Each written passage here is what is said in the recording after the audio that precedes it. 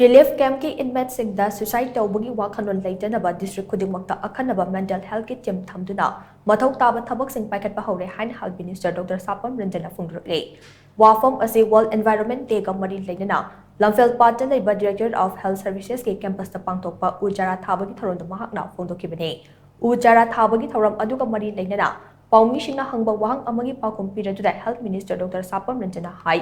Irang ase hek haurakpadagi relief camp Singda changjafam loriba inmate Singda mental health ki issue lak kani haibase khangi masi lakshinaba department of mental health ki oiba akhanaba team semduna noodle officer amagi makhada relief camp Singda chatuna mathou taba Thabak sing paikhatlaga lakhe handak relief camp ki inmate ama suicide tawkiba aduga inmate amana suicide tawnaba honaramba adu nuwaitaba fawi thaudok ani adugi chap chaba report lawre asigumba thaudok ase matungda amukhana thoktanaba thabak tawba hore masiga loinana district khudingmakta mental health ke akhanaba team thamduna laukatpa yaba thaurang pumnamak laukhali haina mangna phongdokhe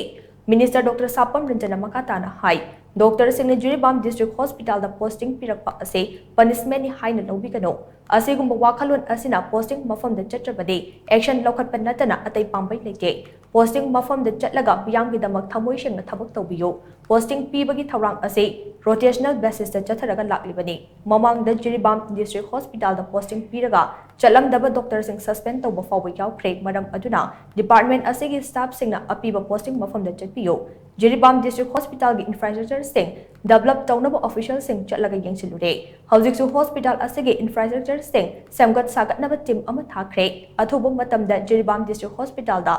ahongba kharadi soidana laklagani haina Minister Sapam Ranjan makatana phongdokhe akoi mayam ki all sections of the society duga akoi government ki side te jo yamna Jiribam kaino gi jigi kitang aingonda jo advice pi rai aingonda jo ideas pi rai aduna handak kaino to bugi du da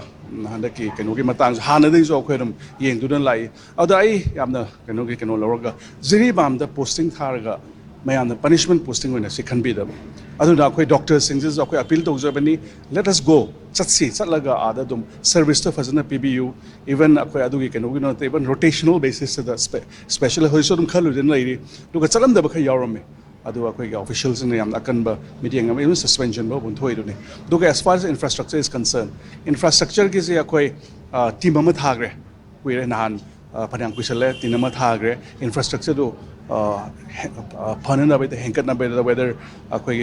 OT has activate Tauna by the Makta X-rays, diagnostics field, Winamakta, Tauna by the Makta, Team Mamat Hagre, officials, so much like Yangure. And so in the few Mathou Matam that changes success or any positive or any other aina